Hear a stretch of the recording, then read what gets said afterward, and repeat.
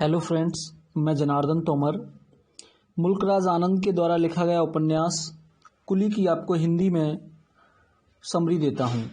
मुल्कराज आनंद एक ऐसे उपन्यासकार रहे जिन्होंने गरीब लोगों के बारे में लिखा, ऐसे लोगों के बारे में लिखा जिनकी आर्थिक कंडीशन बहुत ख़राब थी। कास्ट व्यवस्था के बारे में उन्होंने अपने नॉवेल्स के अंदर लिखा। वर्ग व्यवस्था, गरीबों का शोषण किया गया, ऐसे लोगों के बारे में उन्होंने लिखा।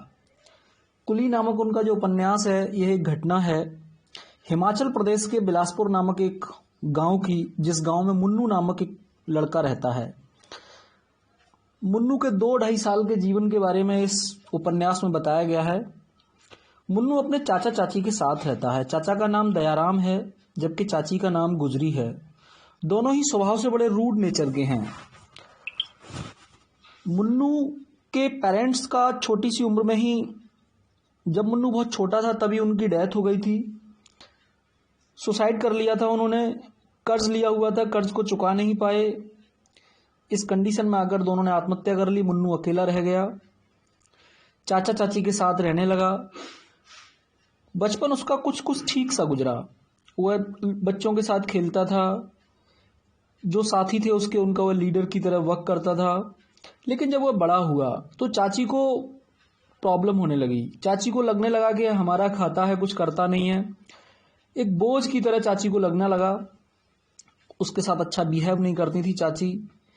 कुछ कमाता नहीं है, कुछ करता नहीं है, हमेशा उसको ताने मारने लगी। अपने पति दयाराम से उन्होंने कहा कि इसको यहाँ से ले जाओ, कोई इसको काम धंधा कराओ। दयाराम जो थे, एक पास में ही एक जगह थी सामनगर, वहाँ एक इंपीरियल बैंक ऑफ इंडिया थी, वहाँ चपरासी का काम करते थे। सरकारी उनकी नौकरी थी और उनको अपनी सरकारी नौकरी पर बहुत गर्व था। दयाराम के भी विचार आया कि क्यों ना मैं इस बालक को यहाँ से ले जाता हूँ, वहाँ कोई काम वाम इसको दिलवाता हूँ। दयाराम ने मुन्नू से कहा कि हमें यहाँ से चलना है। मुन्नू बड़ा खुश हुआ। वो इस स्थान से जाना चाहता था। शहर उसने कभी देखा नहीं था, पहली बार वो शहर जा रहा था। गांव से शहर के लिए घोड़ा तांगा चलता था। वह घोड़े तांगे पर बैठेगा, इस बात को लेकर वह बहुत खुश था। लेकिन चूंकि उसके चाचा बड़े कंजूस थे, चाचा ने घोड़ा तांगा नहीं किया और पैदल ही मुन्नू को गांव से शहर ले जाने लगा। जब दयाराम सामनगर में पहुंच गया तो दयाराम के बैंक में ही, जिस बैंक में दयाराम काम करते थे, वहीं एक नाथूराम जी और काम करते थे। वो बैंक में क्लर्क थे। उनके पास मुन्नू को लेकर गए और उनसे कहा कि मैं अपने इस लड़के को, भतीजे को तुम्हारे यहाँ काम पर रखना चाहता हूँ, कोई काम हो तो बताइएगा। नाथूराम ने कहा ठीक है। लेकिन नाथूराम जो थे अपनी पत्नी के गुलाम थे। बीबी उत्तम कौर उनकी पत्नी का नाम था। उन्होंने कहा मैं क्या जानूँ, मुझे बीबी उत्तम कौर से पहले पूछना पड़ेगा। बीबी उत्तम कौर के पास गए मुन्नू को लेकर। बीबी उत्तम कौर ने मुन्नू को देखा, उनको अच्छा लगा, क्योंकि वह अपने घर एक नौकर चाहती थी। मुन्नू को देखकर बड़ी खुश हुई कि मुन्नू उनके यहाँ घर पर काम करेगा, और उसको अपने यहाँ रख लिया। जब मुन्नू को उनके यहाँ रख लिया जाता है, दयाराम तो चले आते हैं। वहीं से मुन्नू के जीवन की कठिनाइयाँ, परेशानियाँ, संघर्ष, वो दुखद जीवन मुन्नू का शुरू हो जाता है। अक्सर बीबी कौर, उत्तम कौर उससे कहती थी हमारे यहाँ कोई ज़्यादा काम नहीं है, लेकिन यह कहने के बावजूद भी उसको बहुत सारा काम दे देती थी। झाड़ू, पोंछा, बर्तन, कपड़े, घर की साफ सफाई, सुबह से लेकर शाम तक जितने भी घर के सारे काम थे, सारे कार्य मुन्नू को एक एक करके दे दिए जाने लगे। सारे काम उसको दे दिया। उस शाम जब वह रुका, रुकने के लिए कोई बहुत अच्छी जगह नहीं उसको दी गई। सीढ़ियों के नीचे एक छोटी सी जगह थी, वहीं टाट पट्टी डाल दी गई, जहां उसको रुकना था या रात को सोना था या आराम करना था। घर में भोजन बना। मुन्नू को लगा कि आज मुझे बहुत अच्छा भोजन मिलेगा, क्योंकि उसको महक आ रही थी। लेकिन जब भोजन परोसा गया तो मुन्नू के लिए नहीं परोसा गया। बाकी लोगों ने खाना खा लिया और मुन्नू को सुबह बासी भोजन दिया गया, और यही मुन्नू का सभी प्रकार का भोजन था। चाहे हम इसको ब्रेकफास्ट कहें, लंच कहें या डिनर कहें, सब कुछ यही था। कहने का तात्पर्य है कि मुन्नू के जीवन का जो दुखद काल था वो यहाँ से शुरू हो चुका था। चाचा वापस जा चुके थे और मुन्नू बीबी उत्तम कौर के घर में एक नौकर की तरह, और एक शोषित नौकर की तरह, यहीं से उसका शोषण शुरू हो गया, काम करने लगा। नाथूराम के घर में कई लोग रहते थे। एक नाथूराम के भाई थे प्रेम बाबू, जो कि एक डॉक्टर थे। डॉक्टर क्या थे? झोला छाप डॉक्टर थे। लेकिन वो ठीक थे और मुन्नू से थोड़ा सा उनका प्रेम या लगाव भी था। दो उनकी बेटियां थीं, एक बड़ी बेटी शीला थी और एक छोटी बेटी लीला थी और एक बीवी उत्तम कौर जो रहती थीं। इतना बड़ा परिवार था। मुन्नू उन दोनों लड़कियों के साथ खेलने कूदने लगा, उसको थोड़ा थोड़ा अच्छा लगने लगा। कभी कभी उसको उस घर में अच्छा लगता, कभी अच्छा नहीं लगता। दिन गुजरते गए। एक दिन ऐसा आया, नाथूराम जिस बैंक में काम करते थे उस बैंक में उनको प्रमोशन चाहिए था और प्रमोशन के लिए बैंक के जो चीफ कैशियर थे मिस्टर इंग्लैंड, WP इंग्लैंड जिनका नाम है, उनको वो अपने घर इनवाइट करते हैं एक दावत के लिए, भोजन के लिए। और चूंकि घर आना है उन मिस्टर WP इंग्लैंड को, इसलिए घर की साफ सफाई की जाती है, घर को तैयार किया जाता है पूरी तरह से और वो सारा कार्य मुन्नू के द्वारा कराया जाता है। मुन्नू खुशी खुशी करता भी है, कभी कभी खुश होकर, कभी दुखी होकर। करे तो बेचारा क्या करे, सारा काम मुन्नू ने किया। उस घर में मुन्नू के जीवन में 2-3 घटनाएं घटी, जिन घटनाओं से मुन्नू को बहुत ज्यादा प्रॉब्लम हुई। उन घटनाओं को मैं आपको बताता हूं एक एक करके। जब वो bank chief cashier mister England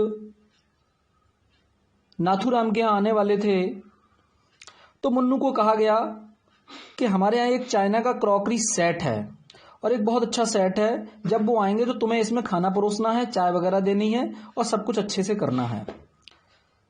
chief cashier mister England जब नाथूराम जी के घर आते हैं, मुन्नू पहले से बहुत एक्साइटेड था क्योंकि उसने इससे पहले कभी किसी अंग्रेज को नहीं देखा था।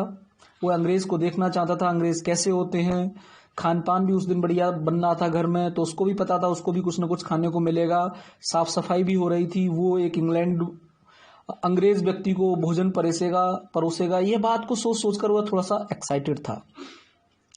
जब चीफ कैशियर साहब मिस्टर इंग्लैंड उस घर में पहुंचे, घर में घुसते ही उन्होंने गणेश जी की मूर्ति उस घर में देखी। गणेश जी की मूर्ति को देखकर उनका मन बड़ा सोचने लगे, विचित्र प्राणी की तस्वीर अपने घर पर ये लोग क्यों रखते हैं। अच्छा उनको फील नहीं हुआ मिस्टर WP इंग्लैंड को। बैठ जाते हैं, घर आ जाते हैं, वो सब कुछ ठीक ठाक होता है। मुन्नू से कहा जाता है कि वो चाय लेकर आओ। मुन्नू उस क्रॉकरी का जो सामान है, चाइना क्रॉकरी का, वहां से वो सामान उसमें चाय लेकर जाता है मिस्टर इंग्लैंड के लिए। जब वो चाय लेकर जाता है तो उनको देखते ही कपकपा जाता है। उसने इस तरीके का कभी कोई अंग्रेज व्यक्ति देखा नहीं था और हड़बड़ी में वो चाय गिर जाती है और चाय मिस्टर इंग्लैंड के ऊपर गिर जाती है। मिस्टर इंग्लैंड बहुत नाराज होते हैं, उल्टा सीधा कहते हैं और गुस्से में उठकर वहां से चले जाते हैं। उस समय तो जो बीबी उत्तम कौर थी उन्होंने मुन्नू से कुछ नहीं कहा, वो शांत रहीं। लेकिन जब मिस्टर इंग्लैंड वहां से चले जाते हैं तो मुन्नू की बहुत बाद में पिटाई की जाती है और पिटाई करने के बाद उसको अकेला छोड़ दिया जाता है।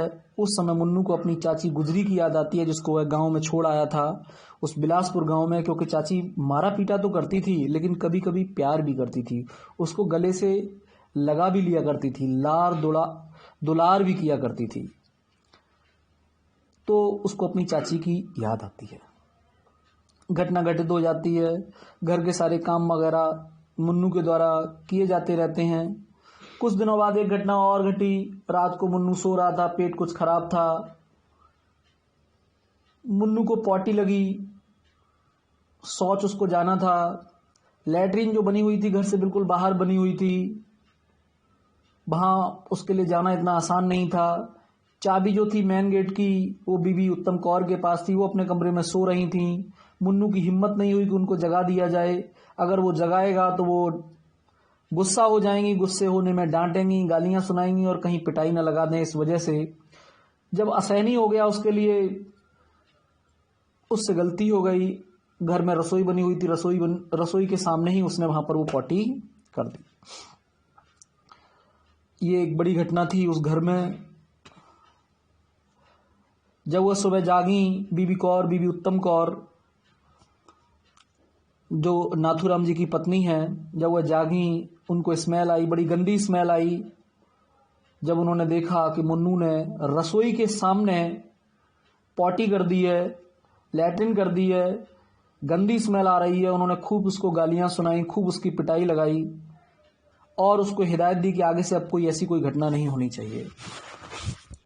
ये दूसरी घटना थी मुन्नू के जीवन की। टाइम आगे बढ़ता चला गया, समय गुजर गया, एक घटना और घटी। घर में बड़ा अच्छा माहौल था, खुशी का माहौल था। मुन्नू अब तक नाथूराम जी की दोनों जो बेटियां थीं, शीला बड़ी और छोटी लीला, उनके साथ थोड़ा बहुत घुल मिल गया था, खेलने कूदने लगा था। ऐसी खेल खेल में एक दिन ये लोग मंकी डांस जैसा कुछ खेल रहे थे। मंकी डांस में जिसको डांस नहीं आता, कुछ भी अगर हाथ पैर हिलाता है उसको मंकी डांस कहते हैं। खेल खेल में ही मंकी की तरह मुन्नू ने शीला के गाल पर काट लिया। जब शीला के गाल पर काट लिया, पता लगा, घर वालों को पता लगा, बीबी उत्तम कौर, नाथूराम को पता लगा, तो सब लोगों ने इस बात को अभद्र व्यवहार माना, सेक्सुअल हरेसमेंट का कुछ माना। और नाथूराम ने मुन्नू की जमकर पिटाई की, बीबी उत्तम कौर ने पिटाई की। और हद तो ये हो गई कि प्रेम बाबू जो झोला छाप डॉक्टर थे, जो जिनके मन में मुन्नू के लिए थोड़ा बहुत प्रेम हुआ करता था, उन्होंने भी मुन्नू की पिटाई लगा दी।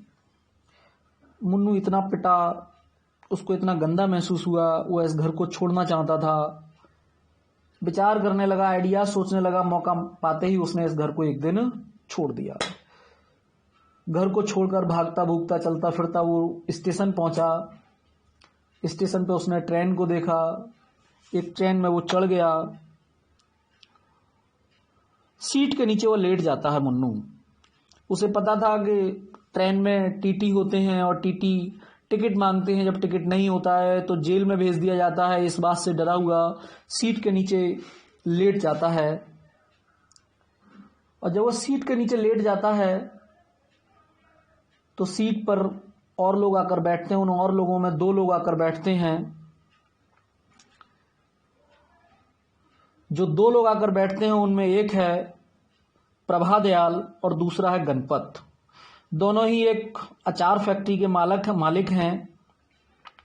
जब प्रभा दयाल की नज़र सीट के नीचे लेटे या बैठे हुए इस मुन्नू पर पड़ती है, वो इसको बाहर निकालते हैं और पूछते हैं तुम्हारा क्या परिचय है। मुन्नू अपना परिचय देने से मना कर देता है, क्योंकि उसको पता है कि अगर मैंने परिचय दिया तो कहीं ऐसा ना हो ये लोग मुझे मेरे गांव बिलासपुर भेज दें और वहां से मेरा चाचा और चाची मुझे श्यामनगर भेज दें, और कहीं मुझे उन नाथूराम के यहाँ ना जाना पड़े, बीबी उत्तम कौर के यहाँ ना जाना पड़े जहां से मैं भाग कर आया हूं। इसलिए उसने अपना परिचय देने से मना कर दिया।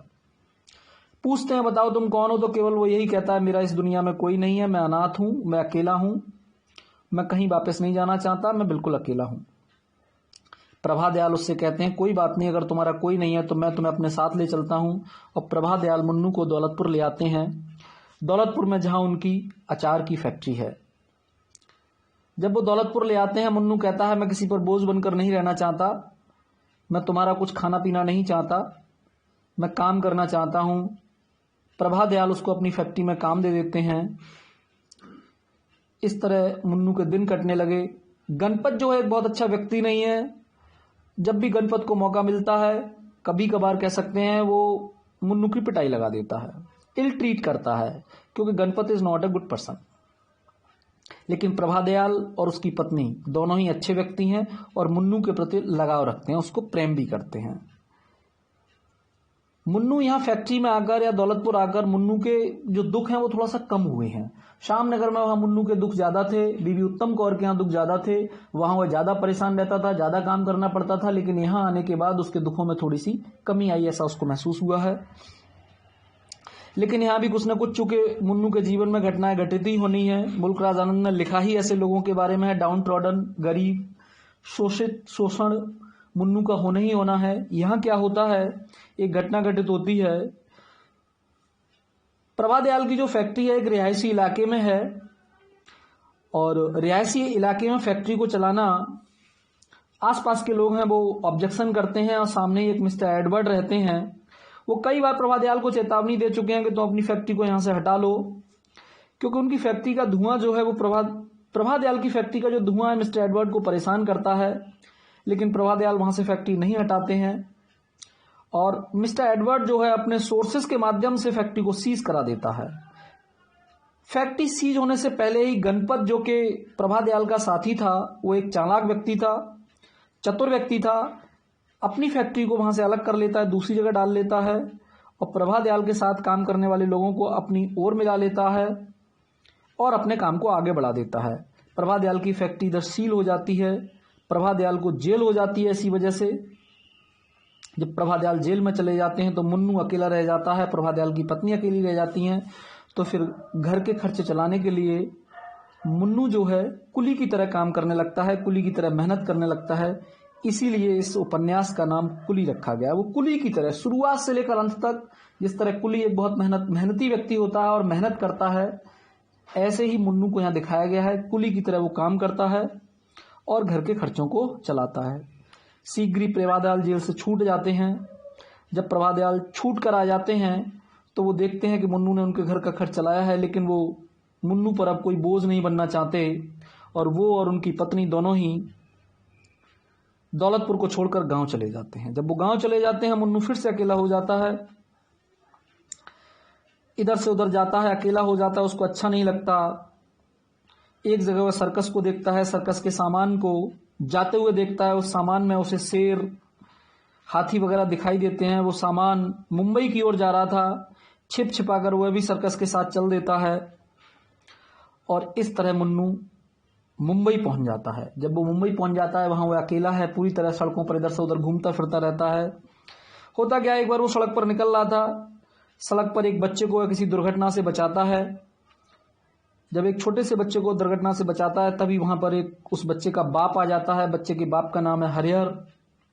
जब वो हरिहर उससे पूछता है तुम कौन हो, कहां से आए हो, तो मुन्नू वही अपना परिचय देता है कि मेरा इस दुनिया में कोई नहीं है। हरिहर कहता है तुमने मेरे बच्चे को बचाया है, तुम्हारा मेरे ऊपर एहसान है। हरिहर एक कॉटन मिल में काम करता है और उससे कहता है तुम मेरे साथ चलो, लेकिन मुन्नू कहता है मैं किसी पर बोझ नहीं बनना चाहता, मैं किसी का एहसान नहीं चाहता। हरिहर कहता है कोई बात नहीं, मैं तुम्हें अपनी कॉटन फैक्ट्री में काम दिलवा दूंगा और तुम मेरे साथ चलो। मुन्नू के पास कोई रास्ता नहीं था, वो हरिहर के साथ उसके घर चला जाता है। हरिहर उसको कॉटन फैक्ट्री में काम दिला देता है, लेकिन हरिहर एक अच्छा इंसान नहीं है। वो एक चारित्रिक रूप से खराब व्यक्ति है, बिगड़ैल व्यक्ति है। काम करने के बाद वह प्यारी बाई के एक सैलून पर जाता है जहां प्यारी बाई काम करती हैं। वहां हरिहर के प्यारी बाई के साथ कुछ रिश्ते हैं। एक दिन वो हरिहर मुन्नू को भी प्यारी बाई के यहाँ ले जाता है। जब मुन्नू प्यारी बाई के यहाँ पहुंचता है, वहां के माहौल को देखता है और जब प्यारी बाई उसको छूने की कोशिश करती हैं, स्पर्श करती हैं, तो मुन्नू को बड़ा अजीब सा लगता है और वो वहां से चला आता है। जब मुन्नू वहां से चला आता है, हरिहर वहीं प्यारी बाई के यहाँ रह जाता है, घर आ जाता है। जब घर आता है तो हरिहर की जो पत्नी है, वो हरिहर की पत्नी उसका शारीरिक रूप से शोषण करती है, मुन्नू को सेड्यूस कर देती है। यहां भी मुन्नू का शोषण होता है,